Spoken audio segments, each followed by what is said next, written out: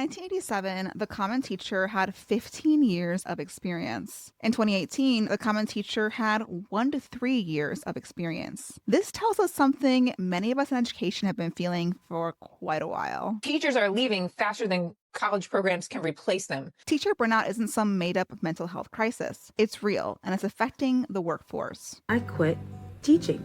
I spent 14 years as a public school teacher, but I decided that I'm quitting. Meet again a year later to talk about why I'm leaving teaching. More and more teachers are leaving well before retiring age because of the conditions they are experiencing. I have been hit, punched repeatedly.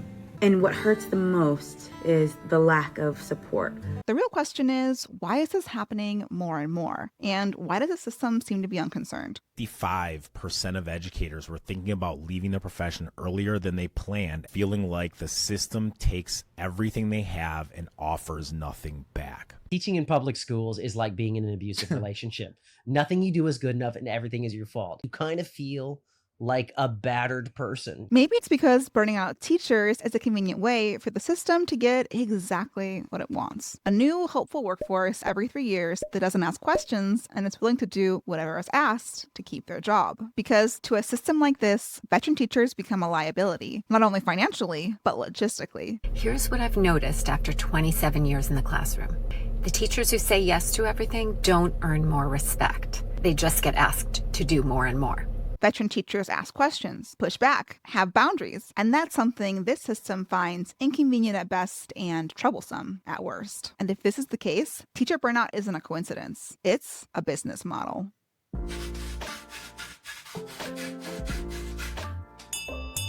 Every business model answers one question. Is an employee an expense or an investment? In the 1980s, 2 business schools attempted to answer this question, and both came up with very different answers. The University of Michigan's research proposed that people are like a supply you manage, and the most efficient way to conduct business is to manage human capital like inventory. Use employees efficiently, keep costs down, and be willing to replace when there is a cheaper option. This philosophy was later labeled by John Story as hard human resource management, or HRM. Harvard's study told a different story. They believe that people are like investments, that employees need to be trusted and supported, not just managed, and that the longer you invest in someone, the more it pays off in the long run, not just for them, but for the organization as a whole. John Story labeled this as soft HRM, human resource management. These 2 models are important to keep in mind, because as we look at the teacher experience over the past 50 years, we can start to see which model education follows. Years ago, the profession of being a teacher would have leaned more towards soft HRM. Teachers were respected, their opinions were valued, and the profession as a whole had a sense of dignity. Administrators and parents supported the teachers in their job of helping students learn. Even pensions reflected a desire to give back to teachers. Today, this is not the case. Teachers more and more are being held responsible for every problem, from student behavior to absenteeism. And this level of responsibility breaks down the professionalism of what it actually means to be a teacher. If you ask me years ago, what is the most draining aspect of the job? I'd say workload, right? The marking, the planning. And don't get me wrong, workload still needs sorting, but that doesn't drain you anywhere near as much as behaviour does at the minute. More and more, teachers' professionalism and judgment is being questioned instead of respected, a working environment that can discourage even the most passionate of educators. You're just constantly scrutinized, somebody breathing down your neck. You never feel like you can leave the job at the door. You go home and you stress about it. The next morning, it's hard to get to work because it's so stressful. At this point, it's not a job anymore. It's an emotional marathon. I am officially burned out for this year, and we haven't even made it to May. And when teachers do ask for help, instead of receiving support, they're sometimes blamed for the problems with which they are asking for support. Not only are there no consequences, it's being pushed off on me to, what did you do? Instead of asking you, are you okay? Or my child did what? They ask you, well, what did you do to make them upset? Hey there, I need your help. I just had a student in my class flip over a desk. They threw a chair, gave me the middle finger, and then ran out the room. What did you do to trigger the child? Clearly, this can't be their fault. What did I do? I asked them to pick up their pencil. The problem is clear as day. You did not develop a relationship with the student. Teachers are told to manage trauma and consider student issues, but no one is checking on how the increase in workload and behavior issues are affecting the teachers and their mental health. The day that I quit, I remember standing there crying. They didn't value me. They didn't care that I was getting sick. They didn't care about my health. Today, it seems the educational system is leaning more and more towards a hard HRM model, one where it doesn't seem to matter if teachers are cared for and stay, but rather how much of their human potential can be used up before getting a new teacher to come to replace them. And this mindset runs deep when it comes to burnout, because teachers have been calling out about their working conditions like the canary in the coal mines. What is happening in classrooms right now is not a complaint. It is a cry for help. And it is time everyone started listening. And the data supports this. According to a Gallup study, teaching is the single most burnt out profession in America. But the educational system doesn't seem to care. The more modern, hard HRM model may seem efficient in the short term, but the model has long-term consequences, ones we are only just beginning to see. The actual cost of the hard HRM model is starting to be seen in today's classrooms, especially when it comes to literacy rates. Today I have a test. I have students who don't want to show up for the test because they cannot read on grade level and they know the test is going to be hard.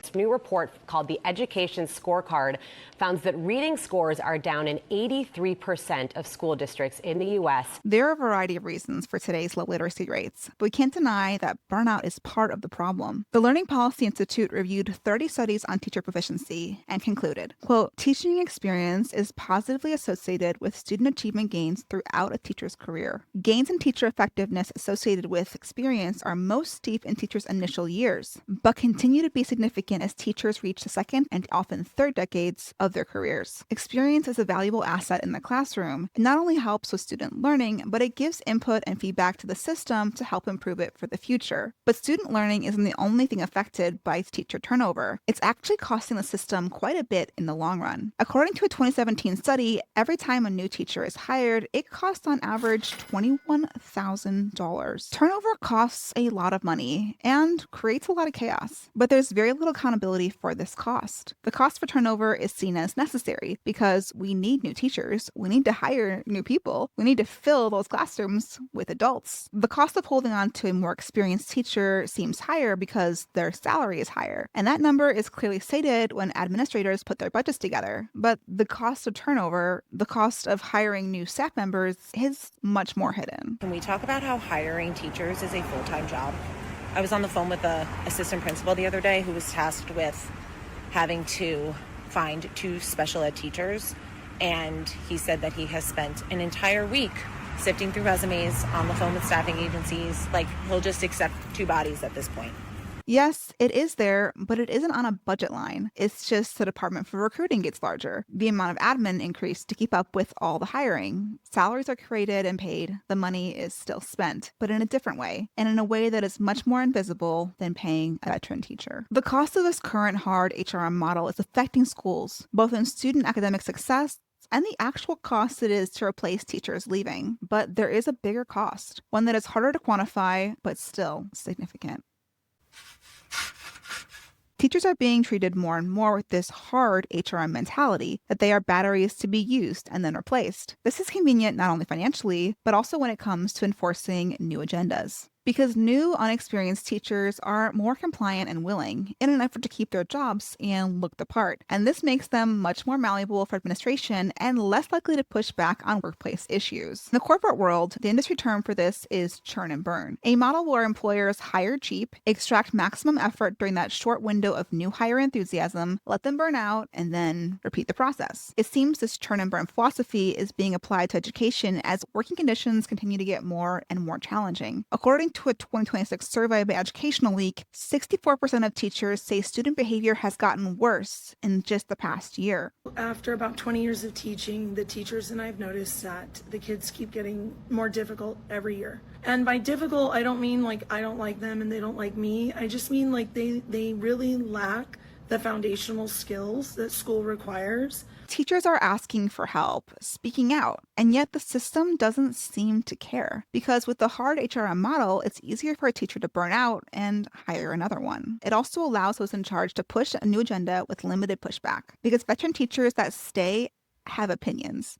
They have boundaries. And that's something that makes things more challenging for administration that doesn't really want feedback or sustainable careers. While I love teaching so much, thinking long term when I eventually get married and have a family, it's just not a sustainable lifestyle. Like, I could not process having to teach all day and then come home to take care of my family. The classroom is so different from when I was in school. As much as we hear about teacher self-care, the numbers aren't showing it. The system is not doing what teachers actually need for self-care.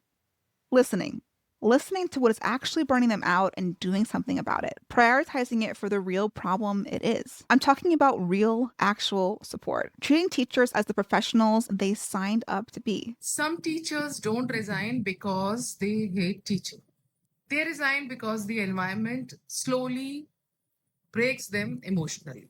Supporting with behavior that needs to be dealt with in the principal's office, not the classroom. Support that is honest about what is a teacher's responsibility and what is not. And if those responsibilities are to be increased, providing the support for the emotional labor involved. I just did a whole video on emotional labor, so I'll link that right here. The system doesn't care because it isn't currently incentivized to do so. In fact, in terms of current incentives, burning out teachers is an easier, more convenient business model because the cost of recruitment and hiring is more hidden than the cost of paying experienced teachers because it allows a chaos, which allows for hiring more administrators. I have a whole video on that too. I'll link that here. Because it allows less pushback to solve systemic issues because new staff are simply trying to survive the system as it currently is. This burn and churn business model may be convenient currently, but it is not without its issues. We just haven't fully recognized them yet. Eventually, there's not going to be enough experienced teachers left to hold classrooms together. I would argue that they care deeply for the kids, and that's exactly why they're burnt out. And until we fix why teachers leave, every year schools and communities will be affected until not a single qualified educator is left. I'll leave you with this. Burnout isn't inevitable. It's a choice. And not by the teachers who are leaving, but by the system who stopped listening before they walked out the door. Thanks for watching Educator University. I'm Annie, and if you liked this video, then you're going to love this one.